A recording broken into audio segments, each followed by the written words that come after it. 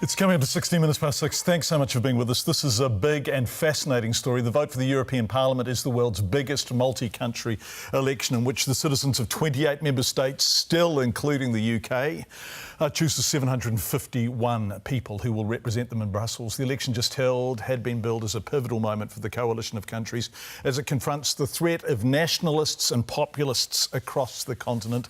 Well, joining us from Dunedin to provide an overview of how it all played out is Foreign Affairs expert Professor Robert Patman from the University of Otago, of course. Professor Patman, we so appreciate you joining us at this ungodly morning, hour. John. Good morning. It's lovely to have you with us. But lovely to be here. This is a hell of a subject to discuss. Can we start with big picture across Europe? Because there's so much to discuss. Then I want to drill into the UK. But a fascinating result across Europe.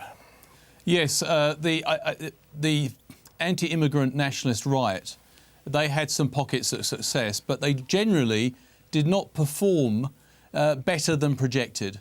And they did well in countries like Italy, the nationalist right. They did well in France, and they did well in the UK. But elsewhere, in Germany, the Netherlands and Denmark, they did not perform well. So a mixed picture for them. The big winners of the night seem to be the Greens. Yeah, incredible.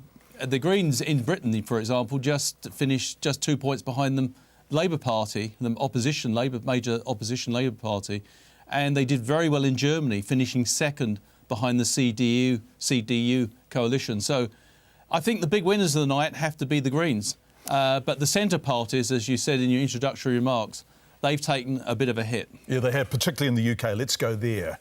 The Tories and Labour, the centrists, and boy, that's a funny old term, isn't it? But the parties that like to position themselves in the centre took a bath. Well, I think both the Labour Party and the Tories have been pro-Brexit. And what's happened, I think, is that public opinion has moved to some degree. And Nigel Farage is the pro-Brexit party. He hoovered up votes from the Tories. Many people are upset with the Tories because they've seemed to have not delivered what they promised, which was Brexit. And whether it was ever deliverable is another matter. But Nigel Farage has appealed to that sentiment, let's just get on with it. And he appeals to that. It's an incredible performance. He got 32% of the vote, John, and he didn't have a manifesto. He's a climate denier, and he wants to dismantle the national health system and replace it with American-style private insurance system. But he did get 32% of the vote, and plus the UKIP vote, the United Kingdom Independence Party, they got 3%. So they got about 35%. But the Remain parties, interestingly, they were split, but collectively they had more votes. And the Liberal Democrats really have caused a problem. A lot of the focus has been on the problems of the Tories, who got an appalling 9%. But Labour, after 9 years in opposition, could only muster 14% of the popular vote. They were leapfrogged, left behind by the Liberal Democrats, which has been the only consistently pro-European party, along with the Greens. Yes, lots of discussion of the Tory leadership, of course, with Theresa May going, but this wasn't a good result for Jeremy Corbyn, was it? No. I'm really fascinated by the rise and then stumble of the nationalist movement in Europe, if we can go back to that. Yeah. So it does seem like they are running out of gas, and there are exceptions to that, but they seem to have peaked and begun to trail off. Is it that simple or not?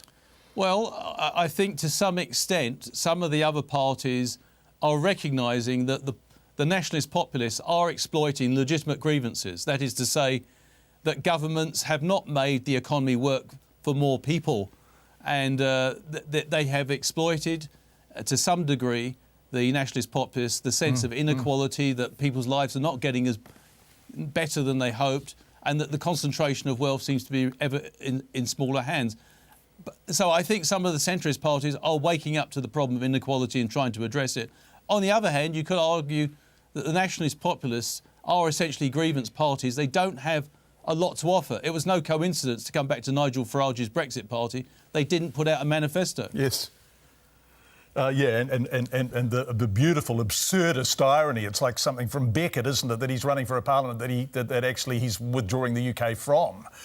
One final question. The Remainers had it over the Brexiteers. Is this going to put more pressure on the Tories to do something else, or is it just going to be business as usual in the UK? I think what it's done, John, I think the Tories, to survive, have to become the Brexit party to take votes from Farage. And I think for Labour to survive, they have to become the Remain party. And I think that's the crucial equation that's emerged from the European elections for the two major parties in the UK. Very nicely put, Professor Robert Patman. We so appreciate you joining us with that Thanks, insight so early in the morning. Robert Patman, who of course is at the University of Otago.